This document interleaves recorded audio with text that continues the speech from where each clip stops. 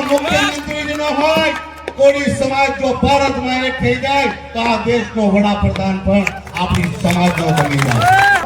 કે હવે કોળી સમાજે જાગવાની જરૂર છે.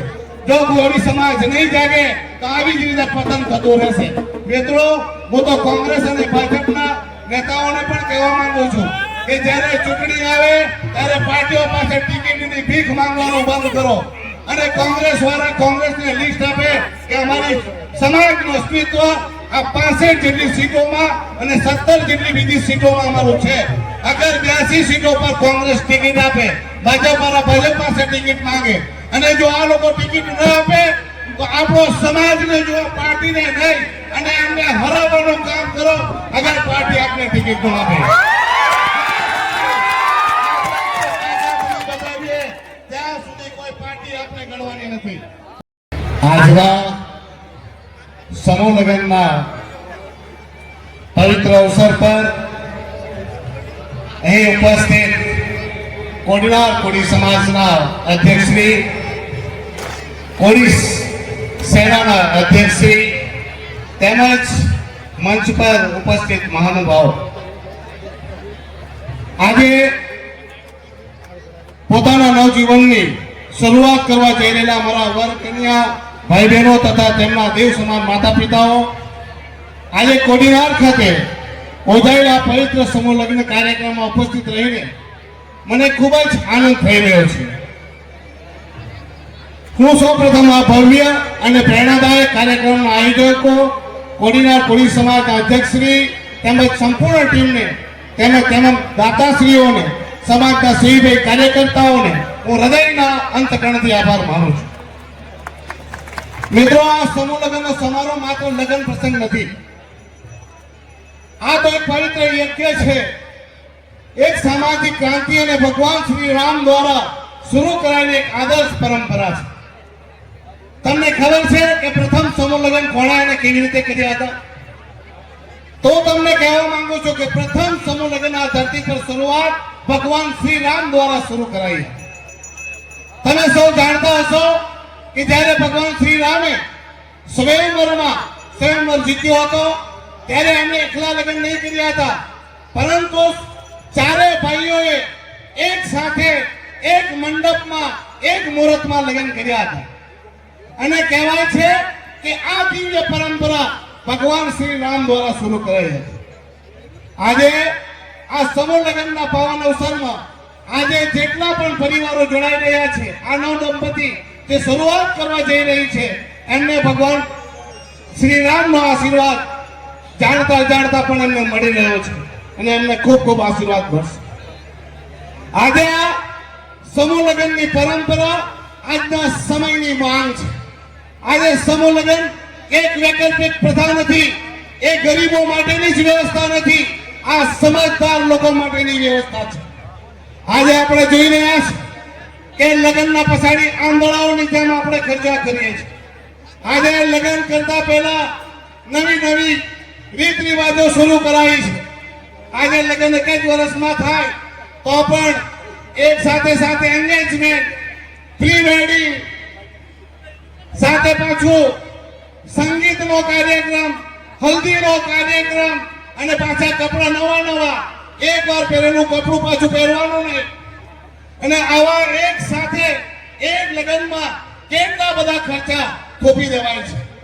આજે આ લગ્નનો ખર્ચો એટલો ખર્ચાળ બનતા જઈ રહ્યો છે કે નવ દંપતી શરૂઆત કરતા પહેલા જ એક કર્જના દબાણમાં દબાય છે. આજે આપણે જોઈ રહ્યા છીએ કે મોટા માણસોની દેખાદેખીમાં ગરીબ અને સામાન્ય વર્ગ પણ એમની નકલ કરવામાં, આંધળી દોડવામાં આજે દેવાદાર બની રહ્યો છે. ઘણા માણસોને મેં જોયા છે, તેઓ કર્જ લઈને, જમીન વેચીને, મિલકતને ગીરવે મૂકીને આવા મોંઘાદાર લગ્ન કરવા જઈ રહ્યા છે. આજે હું એટલું જરૂર કહીશ કે ભાઈ, આ મોટા માણસોની પંગતમાં નાના માણસો દોડવાનું બંધ કરો.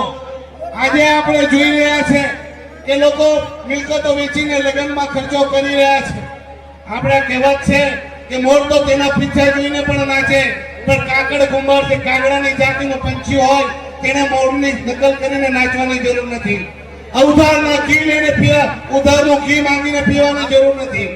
આજે જે સમાજ અધોગતિ તરફ જઈ રહ્યો છે એને બચાવવાની જવાબદારી કોની છે? આજે મોટા માણસોની, શ્રીમંતોની, પ્રતિષ્ઠિત લોકોની. હું આ મંચ પરથી એટલું જ કહેવા માંગુ છું કે આજે મોટા માણસો, શ્રીમંતો, સમાજના આગેવાનો આજે સંકલ્પ કરે અને એ જો પોતાના દીકરી કે દીકરાના લગ્ન આ સમૂહ વિવાહમાં કરે તો મને વિશ્વાસ છે કે આ પરંપરામાં હમણાં કોઈ એક ભાઈ બલાડીઓની વાત કરતો હતો કે કોઈ મોટા માણસની ઘરે બલાડી રાખેલી, પણ આપણામાં અપશુકન મનાય એટલે પેલા એ બલાડીને બંધ કરી દીધી અને એમ કે એક પ્રથા બની ગઈ કે ભાઈ લગ્નમાં બલાડીને બંધ રાખવાની. એમ જો આ નાનો માણસ અને ગરીબ માણસ તો મોટાની નકલ કરે, મોટા જ માણસો જો નક્કી કરે કે અમારા લગ્ન સમૂહ લગ્નમાં જ થશે અમારા દીકરી દીકરાના, તો આ ગરીબ પણ, સામાન્ય વર્ગ પણ આ સમૂહ લગ્નમાં જ લગ્ન કરે અને એક નવી પ્રથા થાય અને સમાજમાં ક્રાંતિ થાય. એટલે શરૂઆત આપણા લોકોએ કરવી જોઈએ, મોટા માણસોએ કરવી જોઈએ. અને આ શીખવું હોય તો અમારા દીવથી શીખો. અમારા દીવમાં એક સાથે 300 જેટલા લગ્ન થાય એક વર્ષે. 4 થી 5 દિવસની અંદર એક સાથે 500 હોય કે 400 લગ્ન એક જ સાથે 100 ના ટુકડામાં. એક દિવસે 100 લગ્ન, એક દિવસ છોડીને બીજા દિવસે 100 લગ્ન, એવી રીતે 500 લગ્ન એક સાથે એક જ અઠવાડિયામાં થઈ જાય. અને ત્યાં પણ નિયમ, ગરીબ હોય કે કરોડપતિ બધા માટે એક સરખો નિયમ, અને તે સમૂહ લગ્નમાં જ લગ્ન કરતા હોય. આ પ્રથા જો આખા કોળી સમાજમાં આવી જાય તો તમે વિચાર કરો કેટલો આપણો ફાયદો થઈ જાય. તે 5-7 મહિના સુધી વિવિધ લગ્નોમાં બરાબર થાય એ સમય બચી જાય, કપડાના ખર્ચા બચી જાય અને લગ્નમાં જે બિસ્માર ખર્ચો થતો હોય તે પણ બચી જાય.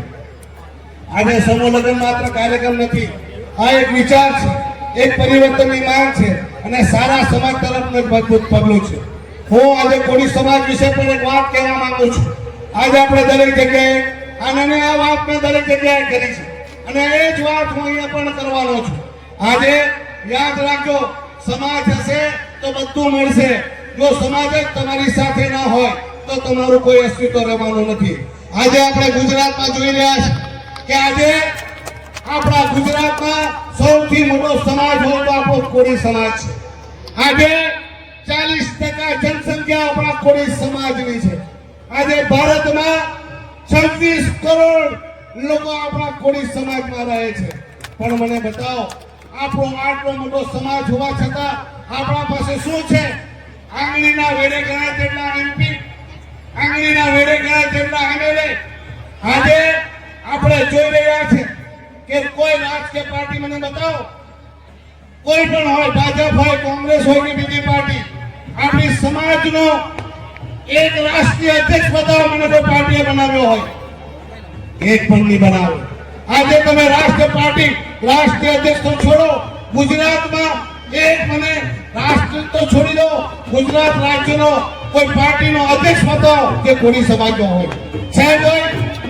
આજે આટલી મોટી સમાજ, આટલા સમાજની જનસંખ્યા છતાં આજે આપણી સ્થિતિ શા માટે આવી? એના માટે જવાબદાર કોણ? તો આજે આપણે 50 થી વધારે જાતિમાં આપણે વેચાયેલા છીએ. આજે કોળી પટેલ, ડાભી, સોલંકી જેવા અલગ અલગ 53 જેટલી જાતિમાં આપણે વેચાયેલા હોય, સંગઠિત ના હોય, એના કારણે આજે આપણી આ સ્થિતિ છે. આજે જો કોળી સમાજ એક થઈ જાય અને શિક્ષિત બને અને સંગઠિત બની જાય તો આ મંચના દાવા સાથે કહું છું, ગુજરાતનો મુખ્યમંત્રી આ કોળીનો દીકરો હોય. કોળીનો ગુજરાતનો મુખ્યમંત્રી ન હોય, કોળી સમાજ જો ભારતમાં એક થઈ જાય તો આ દેશનો વડાપ્રધાન પણ આપણી સમાજનો બની જાય. પણ આપણામાં તો બધામાં એક ખોળ લાગેલી છે એકબીજાને ખેંચી પાડવાની. આજે આપણે એકબીજાને નીચા દેખાડવાની કોશિશ કરી રહ્યા છીએ. આજે આપણે એકબીજાને નીચા દેખાડવામાં આપણું નુકસાન થઈ રહ્યું છે. ઘણા માણસો મને કહે છે કે સમાજને રાજનીતિથી દૂર રાખો, પણ હું કહું છું કે રાજનીતિ કરો, સમાજમાં રાજનીતિ લાવો. કેમ કે જ્યાં સુધી તમારો રાજકારણમાં અસ્તિત્વ ના હોય ત્યાં સુધી આપણને કંઈ મળવાનું નથી. તમે ભલે શિક્ષિત થઈ જાઓ, પણ શિક્ષણ સાથે શું તમને નોકરી મળી જાય છે ખરી? શિક્ષણ નોકરીની ગેરંટી નથી. સંગઠિત બનો, પણ સંગઠિત હોવા છતાં પણ તમને સર્વસ્વ મળી જાય છે નહીં. કેમ કે જ્યાં સુધી તમને રાજકારણમાં ઉચ્ચ પદ ઉપર આપણા સમાજના લોકો નહીં બેસે ત્યાં સુધી સમાજની પ્રગતિ શક્ય નથી. આજે જુઓ, આપણા સમાજની અને નાનામાં નાના સમાજમાં તમે કમ્પેરિઝન કરો. આજે ગુજરાતમાં કે ભારતમાં તમે જુઓ, નાની નાની સમાજના લોકો જેમના મુઠ્ઠીમાં ગણી લે એટલી સમાજ, જેને ખાલી હાથમાં પકડી લે એટલી સમાજ, એટલી નાની સમાજ આજે પોતાના સંગઠનના દમ પર મોટા મોટા પદ પર બેઠા છે. અને આપણો આટલો મોટો સમાજ વિખરાયેલો હોવાથી આજે આપને કઈ મળી રહ્યું નથી. હું તો બધાને જ કહું છું કે ભાઈ તમે કોંગ્રેસમાં બી રહો, ભાજપમાં બી રહો, આમ આદમીમાં બી રહો, તમે જેટલી પાર્ટી છે એટલી પાર્ટીમાં આપણા સમાજનું પ્રતિનિધિત્વ રાખો. કારણ કે આ પાર્ટી લોકોના સમાજના હિત માટે છે.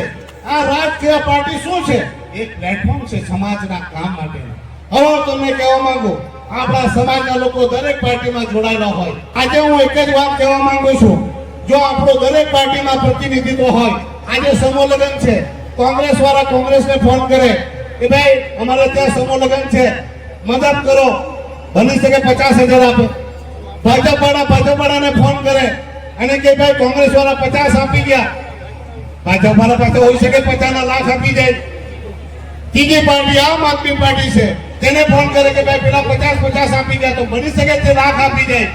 આપણો ઉદ્દેશ શું હોવા જોઈએ? આપણા સમાજની પ્રગતિ. આજે જો આપણા સમાજમાં કઈ તકલીફ આવે, દુઃખ આવે, પીડા આવે, દરેક સમાજમાં, દરેક પાર્ટીમાં જો આપણું પ્રતિનિધિત્વ હોય, કોંગ્રેસ વાળા કોંગ્રેસને ફોન કરે, ભાજપ વાળા ભાજપને ફોન કરે, બીજી પાર્ટી વાળા બીજી પાર્ટીમાં ફોન કરે, તો તે લોકો ચારે તરફથી મહેનત કરે તો સમસ્યાનું સમાધાન થાય કે ન થાય. એટલે હું તો દરેક વખતે કહું છું કે તમે લોકો દરેક પાર્ટીમાં રહો, પાર્ટીનો ઉપયોગ સમાજના સમસ્યાનું સમાધાન માટે કરો, પણ પાર્ટીનો ઉપયોગ સમાજનો ઉપયોગ પાર્ટી માટે ના કરો. કારણ કે આજે જો આપણે પાર્ટીનો ઉપયોગ આજે સમાજને તોડવામાં થઈ રહ્યો છે, તેના કારણે આજે સમાજની સ્થિતિ આવી થઈ છે.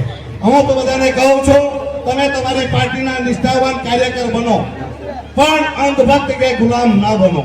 પરંતુ દેશની કોઈ સૌથી મહત્વપૂર્ણ આજે આપણે તકલીફ હોય તો એ જ તકલીફ છે કે આજે આપણે પાર્ટીના ગુલામો બનીએ છીએ. સાથે એક જ વાત કહેવા માંગુ છું કે હવે કોળી સમાજે જાગવાની જરૂર છે. જો કોળી સમાજ નહીં જાગે તો આવી જ રીતે પતન થતું રહેશે.